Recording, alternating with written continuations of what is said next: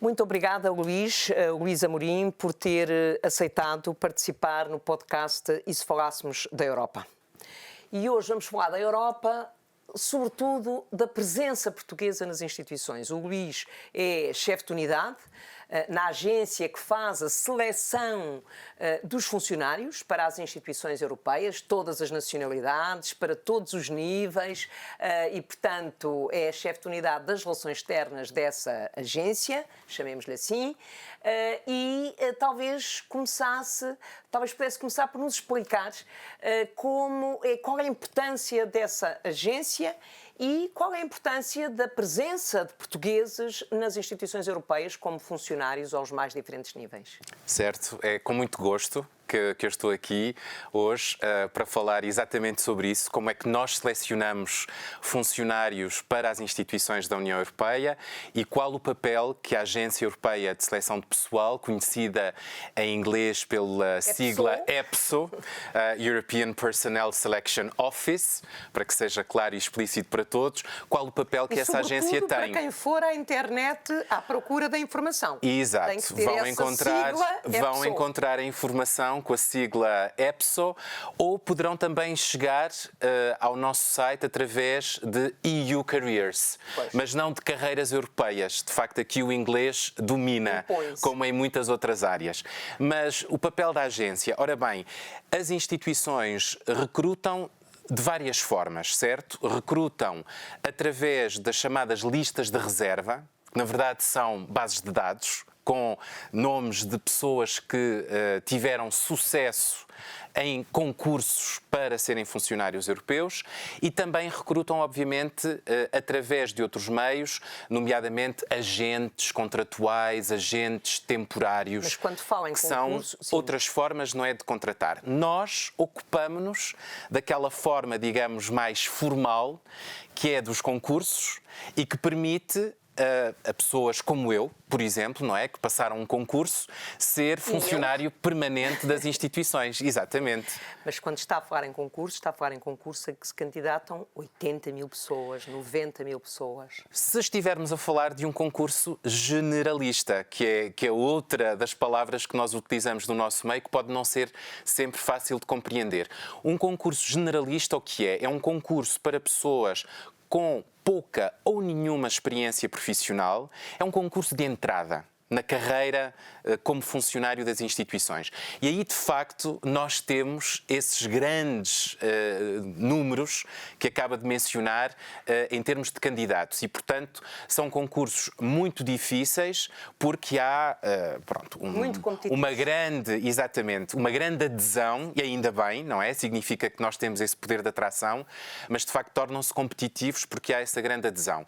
Mas nós também temos concursos especializados em que não há tantos candidatos. Por exemplo, não há 80 mil, há 20 mil ou 30 mil. Não diria, não. Acho que talvez esse seja um dos mitos que nós temos. Por exemplo, para um concurso que nós publicámos recentemente para auditores, para o Tribunal de Contas no Luxemburgo, houve pouco mais de 1000 candidatos. Sim, auditores certo? É um perfil... Porque é um perfil especializado. Porque para auditores têm que se candidatar a auditores.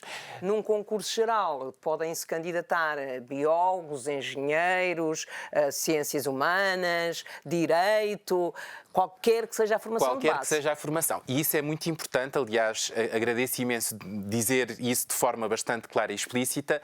O concurso dito generalista é de facto aquele concurso em que qualquer pessoa se pode candidatar e as instituições, não é, estão muito interessadas em que essa diversidade de perfis académicos e profissionais seja de facto alcançada e que esses candidatos com diferentes formações venham trabalhar para as instituições. Há ainda um bocadinho um mito de que só quem estudou ciência política, ou relações internacionais, ou economia, ou direito, é que tem acesso às instituições, ou é que tem oportunidades de sucesso, mas eu diria que hoje em dia isso está muito longe da realidade. E se nós conseguirmos acabar com esse mito, ótimo. Ótimo. E esta é uma oportunidade para comunicar isso a quem nos estiver a escutar, que de facto qualquer pessoa venha da área da medicina, venha da área da engenharia, da arquitetura, das tecnologias da informação e comunicação, que hoje em dia são importantíssimas em qualquer organização. Todas elas têm um lugar para elas nas instituições. E as instituições querem esses perfis, porque nós lidamos com problemas muito complexos e temos necessidade de ter essa diversidade de perfis académicos e profissionais nas instituições para os poder resolver. Não é possível hoje em dia resolver os problemas da dimensão. Dou um exemplo que talvez seja um clichê, mas, por exemplo, as mudanças climáticas, o clima, não é? Não é possível resolver isto apenas com um ou dois perfis. Precisamos de facto, ter equipas multidisciplinares para poder resolver estes problemas. E as instituições querem que essas pessoas se candidatem. E quando as instituições propõem iniciativas legislativas ou iniciativas políticas, estão a fazê-lo para toda a União Europeia, certo. 27 sociedades, 27 culturas, 27 economias, 27 maneiras de ser. Isso. Eu não posso dizer 27, mas diferentes formas ao longo da história de estarem de um lado ou do outro e, portanto, essa diversidade nacional e cultural também é importante. Muito importante. E toca agora num ponto que é aquilo que nós dizemos no nosso meio, o equilíbrio geográfico. Exatamente. É a expressão que nós utilizamos, mas que porque é isso mesmo. Não temos cotas por país, não falamos temos em cotas, equilíbrio geográfico. Portanto, falamos em equilíbrio geográfico e é de facto algo a que todas as instituições dão muita atenção, exatamente por aquilo que disse, para podermos também propor, seja legislação ou depois até executá-la, precisamos de ter no nosso seio a sensibilidade política e cultural, não é? Que vem com o facto de sermos portugueses, italianos, romenos, suecos, etc., para que depois as coisas possam funcionar como deve ser. Porque, de facto, nós somos uma organização transnacional, não é? E gostamos de o afirmar, Exato. mas somos constituídos por países, não é? Por nações também, por Estados-membros. E, de facto, essa diversidade geográfica, cultural, linguística é muito importante para que as propostas legislativas sejam devidamente adaptadas à nossa realidade comum e depois executadas também com a sensibilidade necessária para que não haja choques, não é? Ou que os obstáculos sejam o mais possível reduzidos. De maneira que nós nos preocupamos muito com isso, de facto. Mas há aí uma questão muito interessante, que é a questão de ser capaz de ouvir os outros. Ou seja, a mim não basta ser portuguesa e transpor para a organização o facto de eu ser portuguesa. Interessa-me também conhecer realidades diferentes e, portanto, ter, eu não queria usar a palavra tolerância, mas ter a abertura e a capacidade de diálogo com outras culturas, e isso faz parte de uma dimensão que eu penso que é importante também nestes processos de seleção, que é aquilo que nós chamamos os soft skills, ou as competências que são mais competências relacionais, digamos. Sim, exatamente. Aliás, os nossos concursos passam por um processo de seleção que no início, eu diria, é bastante eliminatório, ou seja, o tipo de testes que são feitos, chamados testes de raciocínio verbal, lógico, numérico, são testes de eliminação. Aliás, eu costumo dizer àqueles que falham esses testes que estes testes não são para medir a inteligência ou a competência profissional de ninguém, é porque de facto temos números muito grandes e temos que eliminar de alguma forma, mas uma vez passados esses testes, aquilo que se vai avaliar é, como disse, as competências relacionais. É a capacidade de trabalhar em grupo, é a capacidade também de falar em público, que hoje em dia é muito importante cada vez mais, poder comunicar. Já passámos aquela fase em que bastava termos o conhecimento técnico, é preciso saber transmiti-lo também aos outros, ao mundo exterior. A capacidade também para podermos lidar com problemas que surgem sem que os esperemos, com o imprevisto, não é? E muitas das situações, das simulações, eu diria, a que os candidatos são sujeitos, é exatamente para poder observar a nossa capacidade de adaptação, de tolerância em relação aos outros, de escuta, de maneira que isso são elementos muito importantes. Aliás, eu digo a muitos dos candidatos para se prepararem o mais possível para este tipo de testes, porque os testes por computador, com manuais, com exercícios, a gente chega lá. Aliás, eu costumo dizer que basta ter 5 ou 6 modelos e dominá-los para conseguir fazer esses testes iniciais. Os outros que vêm vêm a seguir são mais, eu diria, mais complexos, porque resultam dessas tais competências relacionais que às vezes é preciso desenvolver. Não nascemos necessariamente com elas. E podem-se desenvolver essas competências. E é muito importante E há apostar uma outra nisso. preocupação que eu sei que o EPSO tem, ou tinha, que é ter a certeza que as perguntas que são colocadas aos candidatos não são orientadas. Certo. Não são orientadas para os homens, não são orientadas para as mulheres, não são orientadas para aqueles que já trabalharam nas instituições, de uma forma ou de outra, estagiários, contratuais, todas as formas de contrato mais ligeiras, diria, ou para aqueles que nunca tiveram contacto com as instituições. Portanto, normalmente há um trabalho de avaliação sistemática, eu diria até de análise estatística, no sentido de ter a certeza que as perguntas, que são perguntas às vezes que se repetem de uns concursos para outros, não sejam repetidas quando têm uma orientação que não é desejável. Corretíssimo. Aliás, nós temos uma equipa de psicólogos cujo trabalho diário é garantir a neutralidade dos testes de seleção que nós utilizamos. E vou também ser sincero consigo, há de facto situações, são poucas, mas existem, em que nós nos damos conta que não há essa neutralidade, que as perguntas discriminam em relação a determinado tipo de características, categorias populacionais. E nós fazemos um enorme esforço regular para evitar que isso aconteça. E há situações em que nós, de facto, temos que retirar algumas perguntas, porque nos apercebemos que há um desvio e que não são perguntas adequadas, porque essa neutralidade para nós é muito importante. E eu acho que até hoje, não é? Os nossos concursos são aqueles que talvez mais neutralidade apresentem e sejam por isso mais igualitários em relação a outras organizações que eu conheço, porque nós de facto temos isso muito consciente. Preocupação. Não é só preocupação, é ação. Claro, não conseguimos impedir que isso seja assim em todos os casos, mas conseguimos realmente fazer muito bom trabalho nisso e há uma equipa de colegas que se dedica a esse trabalho todos os dias. Mas já percebemos que não é fácil passar um concurso, que não é fácil tornar-se funcionário de uma instituição europeia. Já disse que há várias formas, funcionários, temporários, contratuais, há várias modalidades. Mas uma coisa penso que é clara da nossa conversa, é que é difícil passar um concurso, ou seja, que as pessoas têm que fazer preparação. Eu não digo que é difícil, eu prefiro dizer tem que fazer um esforço de preparação e essa preparação tem que ser oferecida aos candidatos. Eu sei que os sindicatos fazem umas formações aqui em Bruxelas às pessoas que estão aqui em Bruxelas. Exato. E, portanto, a minha questão é o que é que um país pode fazer para preparar os seus nacionais para terem sucesso nestes concursos? No sentido de assegurar uma presença, estou a pensar, uma presença portuguesa ao longo da carreira nas instituições europeias. Certo. Esforço é preciso Vou pegar fazer. pelo fim da sua pergunta-comentário e dizer que, de facto, nós precisamos de mais portugueses nas instituições. Ou seja, Portugal não está bem representado, eu diria, a todos os níveis e em quase todas as instituições.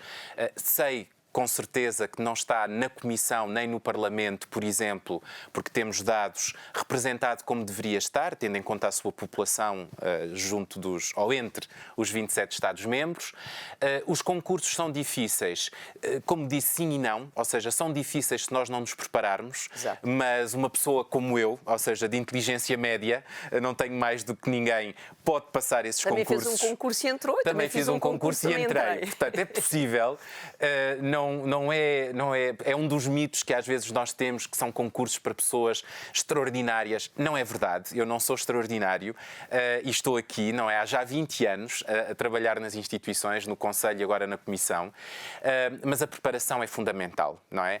E há muitos Estados-membros que apostam nessa preparação e fico muito satisfeito por saber que ainda ontem o Secretário de Estado para os Assuntos Europeus em Portugal, Tiago Antunes, anunciou que Portugal começaria a fazer também esse investimento na preparação de futuros funcionários, neste caso potenciais candidatos aos concursos para as instituições. Eu acho que é de facto muito importante, porque de outra forma as pessoas nem sempre têm acesso a estes recursos, nem toda a gente está em Bruxelas, não é? E isso é uma vantagem, como disse, os sindicatos das instituições para os funcionários com contratos temporários organizam essas formações. Olha, quem não está cá não pode. Eu, quando fiz o meu concurso, fiz uma formação organizada por um sindicato e não tenho dúvidas que isso foi fundamental. Sim, exato. É preciso trabalhar, é preciso estudar, é preciso saber fazer. Porque conjugar as competências relacionais com as competências técnicas, com o conhecimento da União Europeia, é um trabalho que é preciso fazer de preparação. Exato. Eu também estou de acordo, acho que fiquei muito satisfeita do Secretário de Estado ter apresentado este programa, não só para preparar portugueses para participarem nestes concursos. Em Portugal já tinha sido feito um esforço há uns anos atrás. Há universidades que têm programas que fazem preparação para estes concursos e que muitas vezes os jovens que estão interessados em vir a ter uma carreira nas instituições europeias desconhecem que existem. Ainda recentemente recebi aqui um grupo de visitantes, naquele programa de visitantes convidados, algo por mim. Alguns deles estão a fazer mestrados nas várias áreas e vários me perguntaram como é que se podiam candidatar a um concurso para as instituições europeias. E o meu ponto é prepararem-se. Sim. Mas eu penso que o Estado de Estado fez uma coisa para além da preparação, ou seja, preparar os portugueses para participarem nos concursos é fundamental. É fundamental explorar outras hipóteses, como nós dizemos, os experts nationaux détachés, os especialistas portugueses que vêm trabalhar para as instituições, destacados. Outros programas associados, como, por exemplo, participar na formação, fazer uma formação no Colégio de Bruges, ou no Instituto Europeu de Florença, ou no Colégio Europeu em Atoli. Nós costumávamos dizer, não sei se ainda se diz ou não, que fazer uma formação no Colégio de Bruges é um passaporte para entrar nas instituições europeias. Ainda se continua a dizer isso. Ainda se continua a dizer isso. E o Secretário de Estado ontem anunciou que haveria mais fundos disponíveis para bolsas de estudo com o Colégio da Europa e, portanto, sim, de facto, é uma via de entrada também a explorar. Exatamente. Portanto, é necessário conjugar o investimento. Mas Isso. ainda há duas questões que eu acho que ainda gostava de conversar com o Luís sobre a presença dos portugueses nas instituições. É importante apoiar os portugueses para que eles se aproximem das instituições, quer prepará-los para fazer os concursos, quer usar outros mecanismos a que a pessoa se vai progressivamente integrando numa instituição. Mas quando a pessoa entra numa instituição, ou seja, se torna funcionário da instituição, há dois aspectos fundamentais. Um deles é apoiar os portugueses no desenvolvimento das suas carreiras. Nós hoje não temos nenhum diretor-geral português. O último diretor-geral português hoje é secretário de Estado da Digitalização, também já esteve aqui neste podcast, antes ainda diretor-geral da Informática na Comissão Europeia. Portanto, há que apoiar os portugueses na progressão nas suas carreiras. Há que criar uma solidariedade, eu diria, entre os portugueses que não nos instituições e o país. Nós sabemos que, a partir do momento em que a pessoa é funcionária da Comissão Europeia, por exemplo, perde a sua nacionalidade. Não é? Não é isso que nós dizemos, a pessoa deixa de ser portuguesa. É funcionária das instituições. Tem que defender o interesse europeu. Mas há ainda um outro aspecto que eu acho que é muito importante, que é o retorno. E estou a pensar, por exemplo, nos destacados, nos experts nationaux détachés, que vêm às instituições europeias, estão aqui 3 anos e depois voltam para a administração pública portuguesa. Sim, eu subscrevo tudo aquilo que disse. Eu acho que, de facto, é muito importante para todos os Estados-membros, para Portugal, assim como para todos os outros, ter uma estratégia clara, uma vez que os funcionários, ainda que tenham, como disse, que esquecer a sua nacionalidade à porta, continuam a tê-la, não é? E, aliás, é importante... Vê-se que os outros países... Exatamente. É importante também salvaguardar essa diferença, porque essa diferença tem também aspectos positivos para as instituições e para a União Europeia, como é óbvio. Penso também que é importante, e isso está no projeto do Governo atualmente, apostar mais também nesses funcionários da Administração Pública Nacional que são destacados para trabalhar nas instituições. Aliás, penso que muitos muitos desses funcionários serão depois excelentes candidatos para os concursos do EPSO. Exatamente. Porque ficam com o bichinho da Europa neles. E estão no ambiente exatamente, europeu. E nós recomendamos até aos Estados-membros que façam essa aposta, porque é uma das formas de criar interesse para que depois haja candidatos aos concursos para funcionários, essas pessoas que vieram por 3 anos e que de repente descobrem... E gostaram, quer de viver em Bruxelas, quer das instituições europeias. E que decidem que isto de facto corresponde à sua vontade, tanto pessoal como profissional, e eu conheço alguns casos desses, de sucesso, que as pessoas depois passaram um concurso porque vieram para cá destacadas. E depois eu acho que de facto é importante também nós não sermos demasiado humildes e dizermos com toda a franqueza que ter portugueses, neste caso, em cargos de chefia importantes nas instituições, é não só uma questão de imagem para o país, não tem apenas a ver com a reputação do país, mas tem também a ver, eu diria, com a própria definição da Europa. Ou seja, nós estamos nisto tudo juntos, não é verdade? De maneira que não podemos ter determinado tipo de patamares mais acessíveis a umas nacionalidades do que as outras, porque a representatividade também é uma forma de nós afirmarmos que os 27 Estados-membros são iguais, Exatamente. não é? Entre pares. E, portanto, é muito importante para todos os Estados-membros sentirem-se devidamente representados e Portugal não foge à regra. Acho que é perfeitamente legítimo. Não se trata de andarmos aqui a defender a nossa camisola porque é melhor do que a dos outros, mas porque a nossa camisola merece também o mesmo espaço até porque que os outros têm. O Luís está lá neste momento e terá uma visão mais alargada desta questão, mas eu nunca senti, eu acho que as pessoas fazem sempre, os funcionários fazem sempre esforço em conjugar o interesse nacional e o interesse europeu. Porque a Comissão Europeia é a guardiã dos tratados. Com certeza. A Comissão é que tem o direito de iniciativa. A Comissão Europeia, digamos que assegura a promoção da dimensão europeia. E, portanto, os funcionários têm que estar exatamente completamente alinhados com isso. Agora, nós não nos esquecemos que temos uma dimensão nacional. Exato. E muitas vezes basta nós ouvirmos qual é, digamos, quais são os problemas que um país pode ter se aquele documento for apresentado com aquelas condições. Exatamente. E se calhar temos, neste espírito de colaboração, temos forma de, nas propostas que são apresentadas pela Comissão, poder, eu não digo defender os interesses portugueses necessariamente, mas tentar transpor e, sobretudo, evitar alguns problemas que depois podem vir a surgir a seguir. Porque nós temos perfeitamente que as propostas da Comissão são emendadas desde logo no Parlamento Europeu, nas negociações no Conselho, nos processos de codecisão, tudo isso.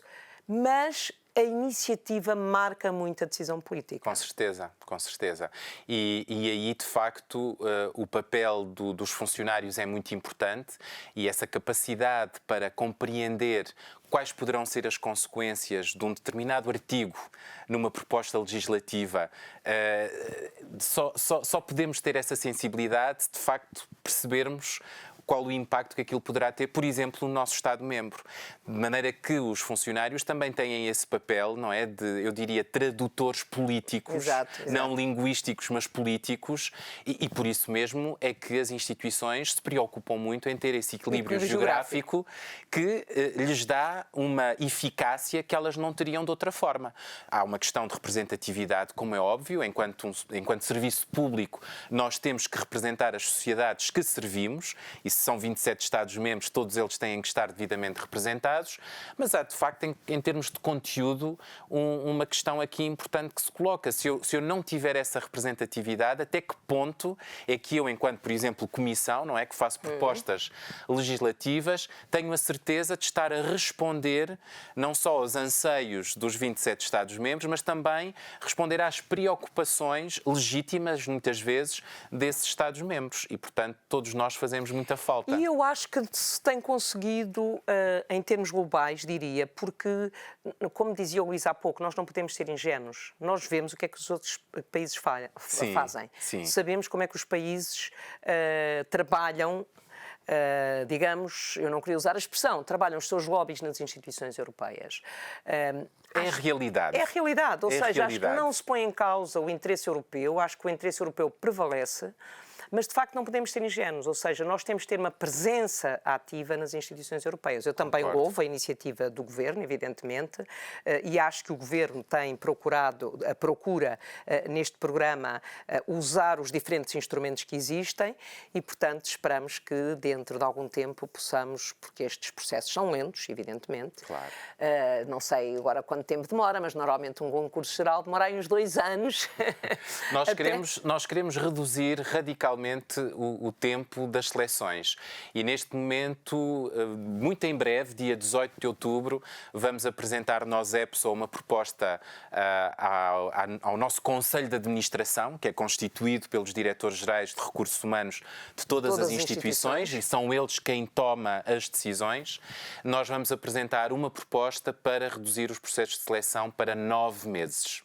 De maneira que eu espero, vou cruzar os dedos, eu espero que de facto essa proposta avance, porque nós precisamos de ter processos de seleção mais curtos, que respondam também aos anseios das gerações mais jovens, que estão habituadas a que tudo seja mais rápido e temos que mudar e estamos a trabalhar para isso. Ótimo. Muito obrigada, Luís. Muito obrigada por ter estado no podcast, e se falássemos da Europa, e deixamos aqui a sugestão aos jovens que ouçam este podcast, que vão ao portal do EPSO ou EU Careers. Exato. E talvez encontrem lá desde um estágio livre azul, como nós dizemos, o Blue Book, até um concurso numa área, um concurso geral que lhes possa interessar. Muito obrigada, Luís, por ter estado aqui. Obrigado, foi um prazer.